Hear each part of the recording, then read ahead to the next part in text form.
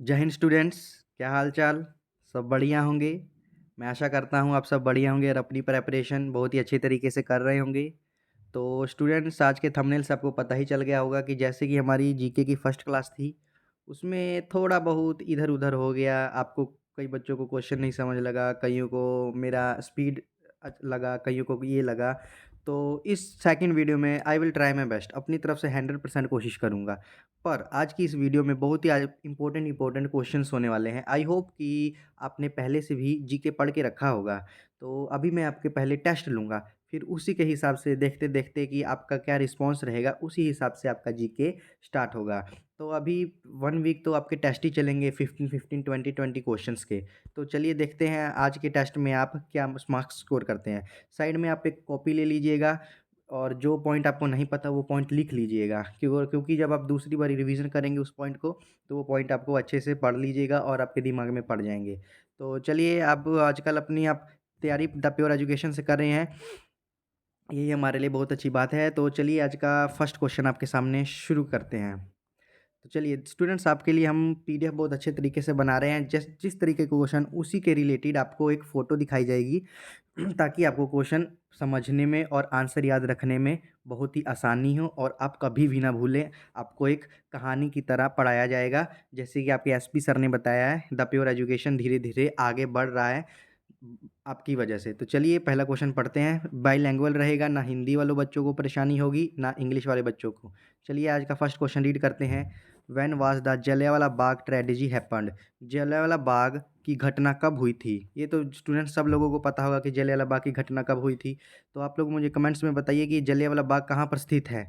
ये तो छोटा सा बच्चा, नन्हा मुन्ना बच्चा भी जानता होगा कि जलियांवाला बाग कहाँ पर स्थित है। पंजाब के अमृतसर में स्थित है। कहाँ पर स्थित है? पंजाब के अमृतसर में स्थित है। कई बच्चे जलियांवाला बाग घूमने भी गए होंगे, उन बच्चों को ये पिक देख के पता चल गया होगा कि ये कहाँ की पिक है। ये स्टूडेंट्स, ये एंट्री की पिक है। यहाँ से ही जनरल डायर अंकल अपनी फौज को लेकर अंदर आए थे और यहाँ पे ही गेट पे ही उन्होंने बैरिकेड्स लगा दिए थे ताकि कोई अंदर वाला बाहर ना भाग सके। और यहाँ ही गोलीकांड हुआ था। तो ये गोलीकांड कौन से ईस्वी में हुआ था? कौन से ईस्वी में हुआ था? तो चलिए, आपको अब तक आप लोगों ने आंसर कर ही दिया होगा। तो इसका फर्स्ट आंसर है 13 अप्रैल 1999। 1919 कब हुआ था? 13 अप्रैल 1919। स्टूडेंट्स, आप सिर्फ इस क्वेश्चन का ना आंसर लिखिए। जो जो जो जितने भी पॉइंट्स आपके दिमाग में आते हैं, जलियांवाला बाग कहाँ है? अमृतसर में है। अमृतसर कहाँ है? पंजाब में है। पंजाब की कैपिटल क्या है? चंडीगढ़ है। ऐसे ऐसे रिलेटेड रिलेटेड कर करके कम से कम 2 से 3 पॉइंट लिख लीजिए, ताकि ऐसे ही जीके पढ़ने में आपको आसानी होगी। मैं 100% श्योर हूँ, दावा करता हूँ कि आप एक वीक ऐसे कीजिएगा तो आपको जीके से कहाँ से उठ के, जीरो से उठ के हीरो तक आप पहुँच गए होंगे। तो चलिए ज़्यादा बात नहीं करते, सेकंड क्वेश्चन की तरफ बढ़ते हैं। चलिए पहले आप लोगों को क्वेश्चन पढ़ने का टाइम देता हूँ। चलिए, ज़्यादा टाइम नहीं दूंगा क्योंकि वीडियो को आप पॉज कर सकते हैं। तो सेकंड क्वेश्चन हमारा है, when was partition of Bengal happened? Bengal का विभाजन कब हुआ था? आपको सबको पता है कि बंगाल का विभाजन हुआ होगा। देख लीजिए स्टूडेंट्स, ऐसे विभाजन हुआ था जब इंडिया पाकिस्तान का विभाजन हुआ था। तो आप लोगों ने मूवीज़ तो देख ही रखी होगी कि जब इंडिया और पाकिस्तान का हुआ था, कैसे लोग ट्रेन से आते जाते थे। सब मूवीज़ देख रखी होगी आपने। तो चलिए बताइए कि फर्स्ट ऑप्शन हमारा है 1906, 1905, 1910 एंड लास्ट ऑप्शन ही 1912। तो स्टूडेंट्स, बंगाल का विभाजन कब हुआ था? 1905 में हुआ था वह हमारा बंगाल का विभाजन। आज का मिक्स प्रैक्टिस है, सब इंग्लिश के क्वेश्चंस रहेंगे, हिस्ट्री के क्वेश्चंस रहेंगे, जियोग्राफी के क्वेश्चंस रहेंगे। साइंस के क्वेश्चंस अभी नहीं लेके आया मैं। साइंस के क्वेश्चन भी धीरे धीरे अपलोड होते जाएंगे साथ साथ में। चलिए थर्ड क्वेश्चन आज का। यस, आप लोगों ने अपने एसपी सर से सिनोनियम इंटोनियम की क्लास तो ली ही होगी स्टूडेंट्स। तो चलिए बताइए, एब्रिज का सिनोनियम क्या है स्टूडेंट्स? साथ में आप उसके एसपी सर ने एक नया तरीके से आपको पढ़ाना स्टार्ट किया है। साथ साथ में एक पिक्चर लगाते हैं और लिंक करके बताते हैं एब्रिज। मैं भी आपको साथ साथ में पढ़ाता जाऊँगा। एब्रिज का मतलब है कि ये ब्रिज है, जैसे ये कि ये कंट्री, ये एक शहर है और एक ये शहर है। इस दूरी को कम करने के लिए एक ब्रिज लगा दिया। एब्रिज लगा दिया तो दूरी क्या हो गई? दूरी छोटी हो गई। दूरी क्या हो गई? दूरी छोटी हो गई। तो इसी को सिनोनिम क्या हो जाएगा? एब्रिज का सिनोनिम क्या हो जाएगा? शॉर्ट करना। साथ साथ में लिख लीजिए, लेसन करना, शॉर्ट करना, लेसन करना।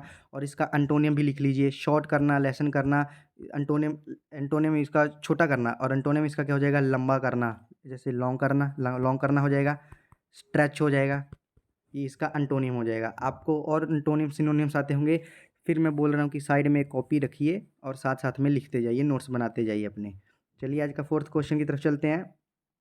ये भी हमारा हिस्ट्री से आ गया, ये हमारा मेडाइवल हिस्ट्री नहीं, मेडाइवल नहीं, ये कौन सी मॉडर्न हिस्ट्री से आ गया, क्योंकि इसमें ब्रिटिश आ गए, डच आ गए, फ्रेंच आ गए। Dutch came from which country, Dutch किस देश से आए थे? आप सब ने पढ़ा था कि ब्रिटिश आए थे, डच आए थे, फ्रेंच आए थे, और एक कौन कौन आए थे? चार देशों के लोग आए थे, ब्रिटिश आए थे, डच आए थे, फ्रेंच आए थे, एक और कौन आए थे? उसका आंसर आप कमेंट में दीजिएगा। तो अभी तो हाल में मैंने क्वेश्चन पूछा है कि डच कौन से देश से आए थे। फर्स्ट ऑप्शन है ब्रिटिश, नो सर ब्रिटिश है तो और कोई आया था, ब्रिटिश लोग आए थे। सी ऑप्शन है अफ्रीका, सर अफ्रीका वाला तो कोई आया ही नहीं था। बी ऑप्शन है नीदरलैंड, और डी ऑप्शन है नन ऑफ दी। सर ऐसा तो हो ही नहीं सकता कि सर ये जो डच होते हैं ये नीदरलैंड की कंट्री से आए थे। डच कहाँ से आए थे? नीदरलैंड में रहने वालों को डच कहा जाता है, और डच कहाँ से आए थे? डच नीदरलैंड में से आए थे। चलिए नेक्स्ट क्वेश्चन, आज का फिफ्थ क्वेश्चन। ये हमारा आज का क्वेश्चन आ गया जियोग्राफी से। आई होप कि सभी बच्चों के अभी 4 क्वेश्चन आए हैं, 4 में से चारों सही होंगे, मैं आशा करता हूँ। और मुझे उम्मीद भी होगी कि चारों में से चारों सही होंगे। और किसी बच्चे का भी कोई किसी को आंसर नहीं आ रहा, वो हिम्मत बनाए रखिएगा। धीरे धीरे धीरे अब जीके एक नए तरीके से शुरू होने वाली है, तो बैठिएगा। फिर रिपीट, बार बार यही रिपीट कर रहा हूँ, साथ में कॉपी लेके रखिएगा। और उस रिलेटेड 2-3 पॉइंट मैं बताऊंगा, और 2-3 पॉइंट जो आपके दिमाग में आएंगे वो लिख लीजिएगा। ऐसे ही जीके को पढ़ा जाता है। मुझे पता है कि आसान नहीं सर, हमने तो जीके क्यों पढ़ा, अगर हमको ही पॉइंट आते तो हम आपसे क्यों पढ़ते, खुद ही 2-3 पॉइंट लेके आते, ये भी सही है। पर देखिएगा, आप एक वीक ऐसा करिए ना, आप जीके में हीरो से जीरो से हीरो बन गए तो फिर बोलिएगा। चलिए नेक्स्ट क्वेश्चन हमारा कौन सा है? नेक्स्ट क्वेश्चन हमारा है 1 light year is equal to, 1 light year किसके इज इक्वल टू होता है? तो स्टूडेंट पहले ये बताइए, जो ये 1 लाइट ईयर है ये किसका यूनिट है? ये डिस्टेंस का यूनिट है या लाइट का यूनिट है? ये कमेंट में आंसर दीजिएगा। 1 लाइट ईयर किसका यूनिट है? डिस्टेंस का यूनिट है या लाइट का यूनिट है? तो चलिए क्वेश्चन पे आते हैं। 9.46 इंटू 10 की पावर 15, बी ऑप्शन है 9.46 इंटू 10 की पावर 17, सी ऑप्शन है 9.45 इंटू 10 की पावर 17, और डी ऑप्शन कहाँ गया? अरे डी ऑप्शन हमारे एडिटर साहब खा गए, टाइपिंग साहब खा गए। चलो डी ऑप्शन स्टूडेंट्स आप नन ऑफ दिस कर लीजिएगा। डी ऑप्शन क्या कर लीजिएगा? None of this. तो बताइए अब तक आपका आंसर आ गया होगा। 1 light year is equal to होता है 9.46 इंटू 10 की पावर 15 मीटर। यूनिट जरूर लिखिएगा, यूनिट जरूर लिखिएगा। अब देखिएगा अगले अगले 2-3 आने में इस मीटर की जगह मैं सेंटीमीटर लिख दूंगा और इसकी वैल्यू चेंज कर दूंगा, और उसका आप लोग बोलोगे कि सर आपने तो 9.46 पढ़ाया था, 9.46 इंटू 10 की पावर 15 मीटर पढ़ाया था, और यहाँ पे आप मीटर से सेंटीमीटर बदल दे रहे हैं। ऐसे कैसे? हाँ, ऐसे भी खेला हो सकता है, आपको अपना दिमाग खोल के रखना है। चलिए नेक्स्ट क्वेश्चन पे, आज का सिक्स्थ क्वेश्चन है, ये भी हमारा आ गया मॉडर्न हिस्ट्री से। कौन सा क्वेश्चन है हमारा? Time period of slave dynasty, slave dynasty का टाइम पीरियड, गुलाम वंश का समय काल।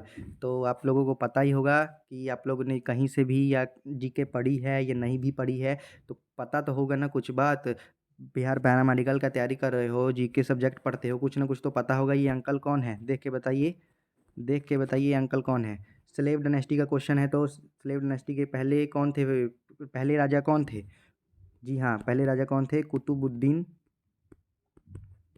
कुतुबुद्दीन ऐबक, कुतुबुद्दीन ऐबक। और दूसरा रीज़न कि मैंने इस क्वेश्चन में कुतुब मीनार की फ़ोटो इसीलिए लगाई है, तो देख लीजिए एक क्वेश्चन के साथ आपका एक क्वेश्चन नहीं, एक क्वेश्चन में 2 से 3 क्वेश्चंस आपके कवर हो जा रहे हैं। कुतुब मीनार की फ़ोटो इसलिए लगाई है क्योंकि स्लेव डायनेस्टी के टाइम पीरियड के दौरान ही कुतुब मीनार एस्टेब्लिश्ड हुआ था, कुतुब मीनार की फॉर्मेशन हुई थी, कुतुब मीनार बनाया गया था। अब ये बताइए कि कुतुब मीनार कुतुबुद्दीन ऐबक ने किसकी याद में बनाया था? आई होप कि आप सबको पता है, नहीं पता है तो इसका आंसर हम कल की वीडियो में देंगे, नहीं तो लास्ट में दे देंगे। तो चलिए क्वेश्चन हमारा क्या है? Time period of slave dynasty, slave dynasty का समय काल कितना है? फर्स्ट ऑप्शन है 1206 से 1290, सेकंड ऑप्शन है 1210 से 1300, थर्ड ऑप्शन है 1210 से 1236, और डी ऑप्शन है नन ऑफ दिस। तो हमारा ऑप्शन है 1206 से 1290, हमारा ए ऑप्शन हमारा करेक्ट है। और हाँ, कई महापुरुष स्टूडेंट्स ये मत समझिएगा कि सर ने ए ऑप्शन को लाल कलर से लिखा है, बी सी और डी ऑप्शन को लिखा है, तो इसका आंसर ए ही होगा। नहीं नहीं बेटा, ऐसे मत समझिएगा। चलिए नेक्स्ट क्वेश्चन हमारा सेवन्थ क्वेश्चन आज का। चलिए ये भी मॉडर्न हिस्ट्री से ही आ गया है। इंडिया की फर्स्ट मस्जिद, भारत की पहली मस्जिद कौन सी है। साथ साथ में आपको टेस्ट भी होगा और साथ साथ में आपको 1 से 2-3 नई बातें भी बताई जाएँगी। इसलिए मैंने स्टार्टिंग से ही बोल रहा हूँ और अब भी बोल रहा हूँ, एक साइड में अपने साथ एक कॉपी रखिए। एक क्वेश्चन के 2-3 पॉइंट मैं बताता हूँ और एक क्वेश्चन के 2-3 पॉइंट अपने खुरापाती दिमाग से पूछिए। नहीं पता चलता है तो मुझसे पूछिए, मेरे से भी नहीं पता चलता है तो गूगल अंकल से पूछिए, पर पूछिए ज़रूर अपने दिमाग से। तभी आप, अगर आप अपना दिमाग चलाएँगे तभी आप जीके में बढ़ पाएँगे, ज़ीरो से हीरो। जब तक आप अपना दिमाग नहीं चलाएँगे तो जीके आपकी बस की बात नहीं। पर टेंशन मत लीजिएगा, हम हैं आपके लिए, हम आपको बताते रहेंगे। देखिए, प्रिपरेशन तो बहुत बच्चे करते हैं, पर सिलेक्शन गिने-चुने लोगों का ही होता है। वो क्यों होता है? क्योंकि उन पढ़ते तो वो भी हैं, पर उनका पढ़ने का तरीका अलग होता है और हम आपको वही पढ़ने का तरीका अलग ही बताएँगे और उसी तरह से सिलेक्शन होगा। यूनिक चीज़ करोगे तभी तो नाम होगा दुनिया में। चलिए क्वेश्चन पे आते हैं। तो इंडिया की पहली मस्जिद, भारत की पहली मस्जिद कौन सी है? याद रख लीजिए, जो मर्जी कर लीजिए, कैसे मर्जी ट्रिक से याद कर लीजिए। इंडिया की पहली मस्जिद, भारत की पहली मस्जिद कौन सी है? कुआवत उल इस्लाम मॉस्क्यू। कौन सी है? कुआवत उल इस्लाम मॉस्क्यू। कहाँ पर है? ये दिल्ली पे है। कहाँ पर है? ये दिल्ली में है। आपको कमेंट में आंसर देना है कि ये मॉस्क्यू किसके टाइम पीरियड में बनी थी। ये मॉस्क्यू किसके टाइम पीरियड में बनी थी। ये मॉस्क्यू किसके टाइम पीरियड में बनी थी। अगर आपको कमेंट सेक्शन में आंसर नहीं देना, साथ में कॉपी ले लीजिए। कॉपी में ज़रूर लिखिएगा कि ये कुआवत उल इस्लाम मॉस्क्यू, जो भारत की पहली मस्जिद है, मॉस्क्यू है, ये दिल्ली में है और किसके टाइम पीरियड में बनी थी। ऐसे छोटे छोटे पॉइंट याद रख लीजिएगा। ऐसे मत, ये मत करिएगा कि एक नई नई कॉपी लेके आएंगे, दुकान से जाएंगे, सर ने बोला था कि सजा सजा के, सजा सजू के नहीं, एक कहीं भी रफ कॉपी ले लीजिए, एक पेज ले लीजिए, एक चार्ट का 1/4 हिस्सा कर लीजिए, उसको फाड़ के उसको कहीं लिख लीजिए और अपने जहाँ आप पढ़ते हैं उसके सामने चिपका लीजिए। ऐसे ही जीके होगा। अभी तो धीरे धीरे करंट अफेयर्स की तरफ भी आएंगे, अभी तो स्टार्टिंग है। चलिए नेक्स्ट क्वेश्चन हमारा साइंस से आ गया। साइंस से 1-2 क्वेश्चंस मेरे ख्याल से आ गए हैं, तो चलिए पढ़ ही लेते हैं। ऑप्शन इसके नहीं है, इस क्वेश्चन का ऑप्शन नहीं है, क्योंकि ये तो बच्चे बच्चे को भी पता है, बच्चे बच्चे को भी पता है। एक एटम में किसका चार्ज नेगेटिव होता है। एक एटम में किसका चार्ज नेगेटिव होता है। तो ये मैं इस क्वेश्चन पे ज़्यादा जिक्र ही नहीं करूँगा। इलेक्ट्रॉन का चार्ज नेगेटिव होता है, प्रोटॉन का पॉजिटिव होता है और न्यूट्रॉन क्या होता है, न्यूट्रल होता है। न्यूट्रॉन क्या होता है, न्यूट्रॉन हमारा न्यूट्रल होता है। तो सब आप बच्चों को आंसर पता ही चल गए होंगे। तो चलिए मुझे ये बताइए, एक मैथ का क्वेश्चन पूछ लेता हूँ आपसे। जीरो, जो जीरो है ये एक इवन नंबर है, विषम संख्या है या सम संख्या है। इवन नंबर है या ऑड नंबर है। ये आंसर बताइएगा। पूछिएगा नहीं अपने मैथ वाले सर से, अभी साथ साथ में आंसर बताइएगा। जीरो एक इवन नंबर है या ऑड नंबर है, ये हमको बताइएगा कमेंट सेक्शन में। चलिए नेक्स्ट क्वेश्चन, इसका आंसर इलेक्ट्रॉन होगा बच्चों। जिन बच्चों को नहीं समझ पता लगा वो इलेक्ट्रॉन होगा। नेक्स्ट क्वेश्चन आज का 9th क्वेश्चन, ये आज फिर जियोग्राफी से उठा लिया हमने। What is cosmic year. Cosmic year क्या होता है, लौकिक वर्ष। लौकिक वर्ष ये आता है। आज ये जो फोटो देख रहे हो ना स्टूडेंट्स आप, ये हमारी गैलेक्सी है। कौन सी गैलेक्सी है, हमारी मिल्की वे गैलेक्सी है, उसका गैलेक्टिक सेंटर है ये हमारी मिल्की, हम लोग मिल्की वे गैलेक्सी के अंदर ही आते हैं। धीरे धीरे जियोग्राफी भी शुरू हो गई है। मिल्की वे गैलेक्सी सर, ये ब्रह्मांड, यूनिवर्स, गैलेक्सी, एंड्रोमीडा, ये सब क्या है धीरे धीरे आपको बताएंगे। मिल्की वे गैलेक्सी का एज पीरियड कितना है, 13.2 बिलियन ईयर्स का है। और इसकी मिल्की वे की गैलेक्सी की शेप कैसी है, स्पाइरल शेप है। और इसका डेंसिटी कितनी, स्पाइरल शेप है मिल्की वे गैलेक्सी की शेप कैसी है, स्पाइरल शेप है। मैंने 2-3 पॉइंट बोले, 2-3 पॉइंट आप लिख लीजिए और जो 2-3 पॉइंट आपके दिमाग में आते हैं वो लिख लीजिए। कहीं से गूगल से पूछिए, नहीं पता चलता तो टेलीग्राम ग्रुप है उस पर पूछिए, और नहीं पता चलता तो फिर तो कुछ नहीं कर सकते, फिर आप जीके मत पढ़िए अब, तब भी पता नहीं चलता। तो क्वेश्चन पे वापस आते हैं। कॉस्मिक ईयर क्या होता है, ऑप्शन पढ़ लेते हैं। वन रेवोल्यूशन कंप्लीटेड बाय सन। हिंदी में मैंने नहीं लिखा क्योंकि हिंदी वाले बच्चों को भी इंग्लिश धीरे धीरे सिखाना है। ज़्यादा हिंदी हिंदी के चक्कर में मत करिएगा।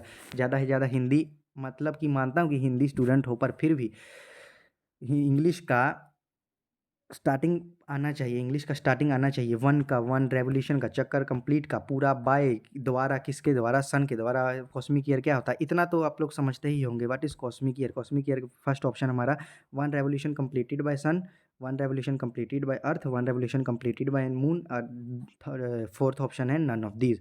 तो हमारा आंसर है cosmic year one revolution completed by sun around the, जैसे मान लीजिए कि ये गैलेक्टिक सेंटर है।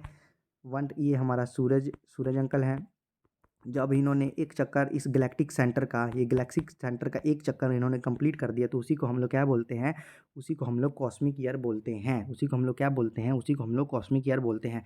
अब कई खुराफाती बच्चों के दिमाग में क्वेश्चन आया होगा, सर कॉस्मिक ईयर तो बता दिया, सर ये सन सन अंकल हैं, ये करते हैं सर, ये कितने टाइम में एक चक्कर पूरा करते हैं। वेरी गुड, जिन बच्चों के दिमाग में क्वेश्चन आया तो उनको तो 80 तोपों की सलामी, 80 तोपों की। जिनके नहीं आया, चलिए फिर भी आपको बता देते हैं। वन कॉस्मिक ईयर की वैल्यू कितनी होती है, वन कॉस्मिक ईयर की वैल्यू 250 मिलियन, 250 मिलियन ईयर्स होती है। वन कॉस्मिक ईयर की वैल्यू कितनी होती है, 250 मिलियन ईयर्स होती है। अगर इसको हम लोग अपनी देसी भाषा में बोलना चाहें, देसी भाषा में मतलब 25 करोड़, 25 करोड़ साल में, 25 करोड़ साल में एक चक्कर कंप्लीट करता है सूरज हमारी गैलेक्टिक सेंटर को। अपने आप खुद अनुमान लगा लीजिए, 25 करोड़ साल में सूरज एक चक्कर कंप्लीट करता है, तो ये कितनी बड़ी चीज़ें हैं, कितनी ज़्यादा चीज़ें हैं, खुद दिमाग लगा लीजिए अपने आप। चलिए नेक्स्ट क्वेश्चन, आज का 10th क्वेश्चन, ये आज हमारा जीके जनरल नॉलेज के क्वेश्चन से आ गया। The largest ship yard of India कहाँ पर है, भारत का सबसे बड़ा शिप यार्ड। शिप यार्ड, कई बच्चों के सर ये ship yard, ship yard English में भी शिप यार्ड लिख दिया, हिंदी में भी शिप यार्ड लिख दिया। सर फिर इंग्लिश और हिंदी में क्या, फिर इससे अच्छा इंग्लिश में ही क्वेश्चन ले आइए। शिप यार्ड मतलब कि जहाँ पर शिप्स को खड़ा किया जाता है, जैसे आप लोगों को पिक्चर्स में दिख ही रहा होगा, नहीं दिख रहा है, ये हमारे एडिटर अंकल ने कौन सी पिक्चर लगा दी। चलिए मैं आपको फिर भी बता देता हूँ। कई बच्चों को, अरे आप लोग तो तेज़ी बहुत हो, पता ही चल ही गया होगा कि जहाँ पर शिप्स को खड़ा किया जाता है, जैसे ये शिप है और यहाँ पे पार्किंग है, मान लीजिए कि पार्किंग, मान लीजिए शिप्स की पार्किंग मान लीजिए, ये इसी को सिंपल लैंग्वेज में शिप्स की पार्किंग। पहली शिपयार्ड इंडिया की, भारत की सबसे बड़ी शिपयार्ड कहाँ पर है, इस क्वेश्चन को बताओ एक तरीका। जैसे मान लीजिए ऑप्शन तो सब वही हैं, ऑप्शन सब, इस क्वेश्चन को करने का तरीका बताता हूँ। एक हम लोग अल्टे वो एलिमिनेशन मेथड भी लगा सकते हैं। मान लीजिए कि जैसे इसमें उस ऑप्शन में पंजाब दे दिया, पंजाब के बाद दे दिया आपको हिमाचल प्रदेश दे दिया, फिर उत्तराखंड दे दिया और लास्ट में नन ऑफ दिस दे दिया। ठीक है, क्वेश्चन उसने पूछा है कि लार्जेस्ट शिपयार्ड, शिपयार्ड कहाँ पर, शिपयार्ड मतलब कि शिप, शिप कहाँ पर चलती है, पानी पे चलती है, पानी पे चलती है, तो पंजाब के आसपास बताइए कौन सा समुंदर है, हिमाचल प्रदेश के आसपास कौन सा समुद्र है, उत्तराखंड के पास आसपास कौन सा समुद्र है। समझे, समझ गए होंगे। समझदार बच्चे, मेरे समझदार बच्चों ने मेरी बात कैचअप कर ली होगी, कैच कर ली होगी। जिनको नहीं पता फिर भी मैं बता दूंगा उनको दोबारा। ये देख ली, मुंबई कहाँ पर है, समुद्र के पास है, हाँ है। हल्दिया, हल्दिया कहाँ पर है, हल्दिया समुद्र के पास है, हाँ है। कोची, कोची कहाँ पर है, समुद्र के पास है, हाँ है। गुजरात, गुजरात के आसपास समुद्र है, हाँ है। कोस्टल लाइन्स, कोस्टल लाइन्स तो पता होंगी इंडिया की आपको, गुजरात हो गया, कर्नाटका हो गया, तमिलनाडु हो गया, उधर से वेस्ट बंगाल हो गया, ये सब कोस्टल लाइन्स पता होगी, जियोग्राफी में आपने पढ़ी होगी। तो इसका आंसर क्या हो जाएगा, इसका आंसर कोची हो जाएगा। इन भारत का सबसे बड़ा शिपयार्ड जहाँ पर शिप को पार किया जाता है, कहाँ पर किया जाता है, सबसे बड़ा शिपयार्ड कहाँ पर है, कोची में है। रट लीजिए कहाँ पर है, कोची में है। नेक्स्ट क्वेश्चन, चलिए ये तो आप सबको पता ही होगा। Which day is observed as teacher day, कौन से दिन को टीचर डे के रूप में मनाया जाता है। इस क्वेश्चन को मैं आंसर नहीं करने जा रहा हूँ, आगे जा रहा हूँ, देख लीजिए। नेक्स्ट क्वेश्चन फिर हमारे सूरज अंकल के ऊपर आ गया। How many total layer of sun, sun की कुल कितने परतें होती हैं, 6 होती हैं, 5 होती हैं, 10 होती हैं, 4 होती हैं। सर हम बहुत ही शानदार बच्चे हैं, हम आपके पढ़ाने के तरीक़ों को बूझ गए हैं कैसे। आपने फ़ोटो लगा के रखी है सन की, और हमको पता है कि ये सन की 6 लेयर हैं, और हमने आपके ऑप्शन देखने से पहले ये 6 लेयर गिन ली और हमने आंसर आपका टिक कर दिया 6। तो फ़ोटो देख लीजिए तो पढ़ भी लीजिए, लिख लीजिएगा। आई नो कि ये फ़ोटो थोड़ी धुंधली है, पर मैं बोल देता हूँ, रिपीट कर देता हूँ। पहले हिंदी में लिख लीजिए, फिर अपने खुद से जाइएगा गूगल पे, conduction zone, radio active zone, Hindi में लिखिएगा, हिंदी में खुद से जाइएगा तो खुद से जल्दी आएगा। तो एक बारी मैं रिपीट कर देता हूँ, लिख लीजिएगा। Conductive zone, radiation zone, core, photosphere, chromosphere, corona. Corona, corona इस अर्थ की एक क्वेश्चन बन सकता है। कोरोना अर्थ की सबसे बाहरली, आउटरली सरफेस होती है, कौन सी परत होती है, कोरोना। कौन सी होती है, सन की सबसे बाहरली परत होती है, आउटर वाली परत होती है, कौन सी, कोरोना। एक ये क्वेश्चन बना दिया, 2 क्वेश्चन बन गए आपके, 2 नहीं 3 क्वेश्चन। एक तो टोटल सन की 6 लेयर होती हैं, सन की 6 लेयर ये होती हैं। तीसरा क्वेश्चन है कि कोरोना सब सन की सबसे बाहरली परत होती है। मज़ा आ रहा होगा, आ ही रहा होगा, हमको लग ही रहा है आप सबको मज़ा आ रहा होगा। नेक्स्ट क्वेश्चन आ गया, सिनोनियम, रैमिस।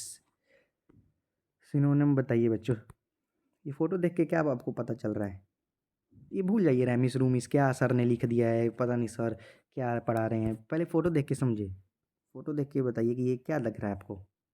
ले लिया टाइम, पॉज़ कर लीजिए। ये अंकल पढ़ रहे हैं इधर, अंकल की बेटी प्रेस के साथ खेल रही है। ये अंकल को इनका ध्यान रखना चाहिए अपनी बेटी का। तो ये अंकल पढ़ रहे हैं, तो ये अंकल क्या हुए? लापरवाह। अंकल ये क्या बरत रहे हैं? अंकल ये लापरवाह हुए। अंकल क्या कर रहे हैं? लापरवाह हुए। और जिन बच्चों को इससे भी नहीं समझ आया होगा, तो मैं ऐसे समझा देता हूँ। रेमिस, रेमिस का रमेश लग रहा है ना? रैमिस रमेश, रैमिस रमेश, रैमिस रमेश, रैमिस रमेश, रमेश कैसा है? लापरवाह है। रैमिस रमेश, रैमिस रमेश, रैमिस रमेश, रमेश कैसा है? लापरवाह है। रमेश रमेश कैसा है? लापरवाह है। आई होप कि आप सबको याद आ गया होगा। लापरवाह है, केयरलेस है। इसका लापरवाह तो हिंदी में सर, इंग्लिश में बताइए ना। सिनोनियम अब हिंदी, सिनोनियम को अब हिंदी में थोड़ी लिख के आएंगे लापरवाह। तो लापरवाह का क्या होता है इंग्लिश में? केयरलेस। और सर इसका एंटोनियम बता दूं कि खुद लिखोगे? चलो बता देता हूँ। केयरफुल। अभी तो मैंने एक एक बताया है। अभी धीरे धीरे दो दो तीन तीन, नेक्स्ट जैसे क्लास होगी, नेक्स्ट क्लास होगी दो, फिर उसकी नेक्स्ट क्लास होगी तीन, एक वर्ड के तीन तीन, फिर उसकी नेक्स्ट क्लास होगी फिर एक वर्ड के चार चार। ऐसे ऐसे आपको याद कराए होंगे। चलिए नेक्स्ट क्वेश्चन है हमारा। चलिए हमारे आ गया इंडियन, इंडिया से क्वेश्चन आ गया हमारा। चलिए, which is the young, geography का क्वेश्चन है, मतलब कि इंडिया से, मतलब कि ऑप्शन इंडिया में ही है। ये यंगेस्ट माउंटेन रेंज, सबसे जवान पर्वत श्रृंखला, सबसे नई पर्वत श्रृंखला इंडिया में है, इसलिए मैंने कहा कि इंडिया में। Which is the youngest mountain range in the world, in the world, पूरे भारत में, इन द वर्ल्ड, जो भारत की सबसे, सॉरी ये हिंदी में हमारे टाइपर साहब ने थोड़ा घुमा दिया टाइपिंग को, तो मैं आपको बता देता हूँ कि which is the youngest mountain range in the world, पूरे वर्ल्ड में, पूरी दुनिया में सबसे यंगेस्ट माउंटेन नई पर्वत श्रृंखला कौन सी है? First option Aravalli hills, second option western Ghats, third option second option eastern Ghat, third option western Ghats, और फोर्थ ऑप्शन हिमालयस। सर हम बहुत समझदार बच्चे हैं, हमने आपकी बात कैच कर ली है, इसका ऑप्शन हो जाएगा हिमालयस। सर ये हिमालयस की ये फ़ोटोज़ फिर क्या मतलब, ये क्या दिखाना चाह रहे हैं आप? ये देखिए स्टूडेंट्स, ये वाइट वाइट कलर का दिख रहा होगा, थोड़ा बहुत यार एडजस्ट कर लो। वाइट वाइट कलर का दिख रहा होगा, यही हिमालयस है। ये अकेला हिमालयस नहीं है, और भी बहुत उसमें सब माउंटेन, लद्दाख है, जस्कर है, काराकोरम रेंज वाली भी इसी लाइन में आ रही है। अरे धीरे धीरे, अभी कमर की पेटी बांध के रखो, अभी धीरे धीरे, अभी तो स्टार्ट ही हुआ है। चलिए फिर सिनोनियम आ गया। कितने सिनोनियम हो गए आपके? एक तो केयरलेस वाला हो गया, एक एवरेज हो गया, हो गया। ये आज का तीसरा सिनोनियम, इसको भूल जाइए। ये देखिए, ये क्या कर रहा है, इसको देखिए पहले, इसको सिनोनियम को भूल जाइए, पहले ये देखिए ये अंकल क्या कर रहे हैं। ये अंकल अपने जो भी काम है इसमें पूरा कैसे निपुण है। निपुण तो समझते हैं ना, पूरा परफेक्टली है। निपुण ज़्यादा हिंदी वाले, पूरा परफेक्टली है, पूरा दक्ष है। हो गया। इसका कई बच्चों ने कैचअप कर लिया होगा कि अंकल अपने काम में पूरा निपुण है, परफेक्टली है, दक्ष है। तो सर इसका तो एंटोनियम इसका निपुण ही हो जाएगा, दक्ष हो जाएगा, एंटोनियम हो जाएगा। और अगर फिर भी नहीं किन बच्चों को समझ आता, और जिन बच्चों को नहीं समझे उनका दूसरा एड्रॉइड। एड्रॉइड कहीं कहीं थोड़ा एंड्रॉइड से नहीं लिंक हो रहा। एड्रॉइड कहीं कहीं थोड़ा एंड्रॉइड से तो नहीं लिंक हो रहा। एंड्रॉइड, सॉरी एंड्रॉइड क्या है? अबे गधो, जिस चीज़ से देख रहे हो एंड्रॉइड, एंड्रॉइड मोबाइल से, वही तो है। एंड्रॉइड मोबाइल में क्या है? हर तरह जो चाहिए आप खोलना सकते हो। जिससे आप ये क्लास ले रहे हो पूरा कैसा है? दक्ष है, पूरा निपुण है। तो इसको हम लोग एक तरफ से बोल नहीं सकते एंड्रॉइड का सिनोनियम, एंड्रॉइड का सिनोनियम बोल नहीं सकते। ये पूरा स्किलफुल है, पूरा स्किलफुल है। एक अगर और थोड़ा लिंक करना चाहिए, एक्सपीरियंस हो गया। एड्रॉइड, एड्रॉइड बंदा, एड्रॉइड मैन कैसा हो गया? एक्सपीरियंस्ड हो गया। और इसका एंटोनियम, सर एंटोनियम बताइए। अरे यार कुछ नहीं करना, स्किलफुल के आगे अनस्किलफुल लगा दो, एक्सपीरियंस के आगे अनएक्सपीरियंस लगा दो। एक और लिख लीजिएगा, प्रोफेशनल हो गया, और एंटोनियम इसका अनप्रोफेशनल। सिंपल सी बात है, तीन तीन वर्ड मैंने आपको बता दिए, और तीनों के सिनोनियम, एक वर्ड के तीन सिनोनियम बता दिए, और तीनों एंटोनियम बता दिए। चलिए आज का नेक्स्ट क्वेश्चन की तरफ बढ़ते हैं। चलिए फिर हमारा ये हिस्ट्री से क्वेश्चन आ गया। बैटल ऑफ प्लासी, प्लासी का युद्ध कहाँ हुआ था देख लीजिए। ये बैटल ऑफ प्लासी हो रहा है। अगर आपने सिलेक्शन नहीं लिया ना, आपके घर में भी ये युद्ध छिड़ सकता है। आपके रिश्तेदारों से वो बोलेंगे, आपसे बात सही नहीं जाएगी, फिर ऐसे ही उधर से ये आएंगे, और आप ये कहीं कोने में खड़े होंगे, ये सब आपके दुश्मन होंगे, आप ये कहीं कोने में खड़े होंगे और युद्ध लड़ रहे होंगे। तो इससे अच्छा याद कर लीजिए, इससे अच्छा क्या कर लीजिए, याद कर लीजिए कब हुआ था battle of Plassey. Battle of Plassey युद्ध कब हुआ था? 23 नहीं, बैटल ऑफ प्लासी युद्ध हुआ था 23 जून 1757। बैटल ऑफ प्लासी कब हुआ था? 23 जून 1757। इसको ऐसे याद कर लीजिए, अगर आपने भी पढ़ा नहीं, आपके घर में भी क्या छिड़ जाएगा, बैटल ऑफ प्लासी। कब हुआ था बैटल ऑफ प्लासी? 23 जून 1757। 1757 वाला विद्रोह करवाना चाहते हो अपने घर? नहीं स्टूडेंट्स, 2 मिनट रुकिए। 1757 था या 1767 था? इसका आंसर आप कमेंट में बताइएगा। मुझे ये कन्फ्यूजिंग हो रही है, 1767 था या 1757 था? इसका आंसर बच्चे आप लोग कमेंट में बताइएगा। इसका आंसर आप लोग कमेंट में बताइएगा, बैटल ऑफ प्लासी का। Next question, battle of Buxar. Battle of Buxar कब हुआ था? वही मान लीजिए कई बच्चों का नहीं हुआ, कई बच्चों के घर में बैटल ऑफ प्लासी छिड़ जाएगी और कई बच्चों के घर में बैटल ऑफ बक्सर छिड़ जाएगा। कई बच्चों के घर में बैटल ऑफ प्लासी छिड़ जाएगी, कई बच्चों के घर में बैटल ऑफ बक्सर छिड़ जाएगा। इसका भी आंसर आप कहाँ पे देंगे? कमेंट में देंगे। इसका भी आंसर कहाँ पे देंगे? कमेंट में देंगे आप बच्चे। चलिए नेक्स्ट क्वेश्चन 18। चलो सर आज तो सिनोनियम बड़े हो गए जी स्टूडेंट्स। मैंने कहा इंग्लिश को आप जितना पीछा छुड़ाएंगे आप इंग्लिश का, उतना ही हम इंग्लिश आपके पीछे धीरे धीरे धीरे धीरे भागती आएगी। चलिए हर वैसे ही तरीके समझाएंगे। पेंचेंट। पेंचेंट क्या सर, ये पेंचेंट क्या हो गया? पेन को चाट रहा है? नहीं ऐसा नहीं है, भूल जाइए इसको 2 मिनट के लिए। ये फ़ोटो को देखिए, ये नन्हा मुन्ना बच्चा हमारा चिंटू क्या कर रहा है? पढ़ रहा है। पढ़ते कब है? कितना पढ़ रहा है? पूरे लगाव से पढ़ रहा है। ये क्यों पढ़ रहा है? नन्हा मुन्ना बच्चा कब पढ़ता है? जब उसको किसी काम में उसको रुचि दिखने लगी। क्या दिखने लगी? रुचि दिखने लगी। हिंदी इंग्लिश में बोल दूँ तो वो किसी काम को लाइक करने लगा।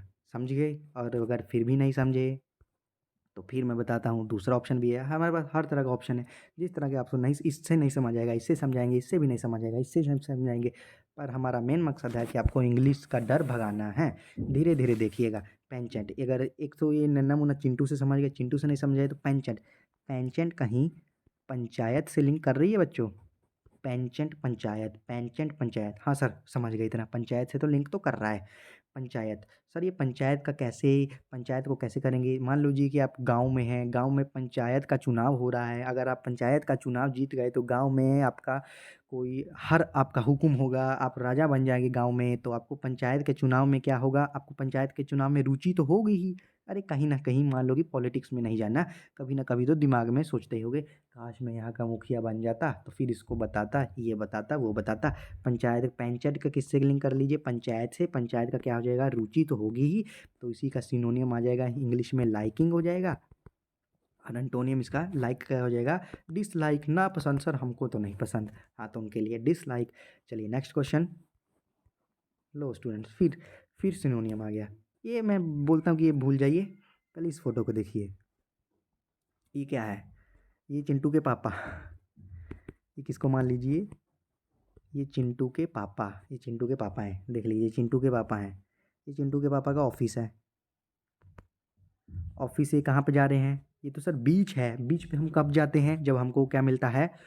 हॉलीडे। समझे? समझ गए होगे बच्चों। चिंटू के पापा ऑफिस से कहाँ पे जा रहे हैं? बीच। बीच में सब सामान बिस्तरा बोरिया बांध के सर कहाँ पे जा रहे हैं? हो बीच पे। बीच पे हम कब जाते हैं? हॉलीडे। जब हमको हॉलीडे मिलता है तो तब हम जाते हैं बीच पे, हॉलीडे। अगर फिर भी नहीं समझे, सेकंड ऑप्शन तो है ही, टेंशन मत लीजिए, सबैटिकल। सबैटिकल का थोड़ा लिंक नहीं कर रहे हो? सबैटिकल, सब बात कल, सब बात कल, सबैटिकल। सब बात कल, अरे भाग यार, सब बात कल करना मेरे से। आज मैं कहाँ पर हूँ? हॉलीडे। कहाँ पर हूँ? हॉलीडे। तो क्या आ जाएगा? सबैटिकल का सिनोनिम क्या हो जाएगा? सबैटिकल का सिनोनिम क्या हो जाएगा? हॉलीडे। इसका इसका एंटोनियम आप लोग हमको बताइएगा। इसका एंटोनियम कमेंट सेक्शन में बताइएगा। चलिए नेक्स्ट क्वेश्चन, आज का आई थिंक लास्ट क्वेश्चन, आज का लास्ट क्वेश्चन। स्नैग, भूल जाइए बोलता हूँ ना। इसको देखिए। क्या सर, ये तो अपने अपने चैनल का है लोगो लगा दिया, अब इसका क्या समझे सर? इतने तेज तो नहीं आपने बनाया अभी, कोई नहीं बच्चों धीरे धीरे बनाएंगे। स्नैग का मतलब क्या होता है? बाधा। स्नैग का मतलब क्या होता है? बाधा। चलो सर समझ गए। तो ये फ़ोटो का क्या मतलब बताऊँ? चलो बताता हूँ। जो आप प्रिपरेशन कर रहे हो, बाधा आ रही है बीच में, उस बाधा को हम है ना, द प्योर एजुकेशन है ना, दूर करने के लिए द प्योर एजुकेशन है ना, उस बाधा को दूर करने के लिए। तो यही मान लीजिए कि जब भी आप पढ़ रहे हैं, आपकी प्रेपरेशन में स्नैग आ रही है, स्नैग का मतलब इंग्लिश वर्ड यूज़ करना धीरे-धीरे शुरू कर दिए। स्नैग का मतलब आपकी प्रेपरेशन में स्नैग आ रही है, मतलब कि बाधा आ रही है, तो उस बाधा को कौन दूर करता है? The pure education. प्रेपरेशन कर रहे हैं, प्रेपरेशन करते समय स्नैग आ रहा है, स्नैग का मतलब बाधा आ रहा है, उस बाधा को कौन दूर करता है? The pure education easy to learn, वो दूर करते हैं। तो चलिए इसका सर इंग्लिश मीडियम बता दिए, और ये पेपर में एग्जाम में स्नैक का बाधा तो नहीं लिख के आएंगे ई ऑप्शन अपने से डाल के। इसका स्नैक का क्या हो जाएगा? हिंड्रेंस। इसका भी एंटोनियम आप हमको कमेंट में बताइएगा। दो एंटोनियम बताया मैंने, बोले हैं। एक तो सबैटिकल, सबैटिकल सबतकल, और एक एंटोनियम। चलिए एक बारी रिवीजन कर लेते हैं सिनोनिम का। रेमिस का बताइए, मैं नहीं बोलूँगा, आप बताइए। रेमिस क्या है? एब्रिज। एब्रिज क्या है? सबैटिकल। सबैटिकल क्या है? बताइए बताइए बताइए बताइए। Cosmic year, cosmic year, what is cosmic year? अपने मन में बताइए, मुझे मत बताइए। आप सबसे झूठ बोल सकते हैं पर अपने आप से झूठ नहीं बोल सकते। साथ-साथ में मैं रिवीज़न इसी क्लास में मैं कोशिश करूँगा आपको 20 के 20 क्वेश्चन याद हो जाएँ और कभी भी ये वीडियो देखने की ज़रूरत ना पड़े। Cosmic year, what is cosmic year क्या होता है कि सर हाँ सर वो होता है, आप हमने देखी थी एक फ़ोटो, गैलेक्टिक सेंटर थी, हमारे सूरज अंकल थे, उसको च एक चक्कर सूरज अंकल को जितने कंप्लीट करने में गैलेक्टिक सेंटर के आले-दुआले मतलब कि घुमाव करते थे, उसको कॉस्मिक ईयर बोलते थे। और कॉस्मिक ईयर की वैल्यू 250 मिलियन ईयर थी। सर 250 मिलियन ईयर मतलब कि अपनी देसी भाषा में 25 करोड़ साल थी। चलो चलिए फ्रेंड, आज के लिए बस इतना ही। आई होप कि आपको इस सेक्शन मतलब कि जीके सेक्शन में मज़ा आया होगा, इस सेशन में भी मज़ा आया होगा। समझने में समझे, कोई बात नहीं, मज़ा आया यही है, मज़े लेके पढ़िए। तो चलिए आज के लिए इतना ही, मिलते हैं अगली क्लास में। जय हिंद, जय भारत।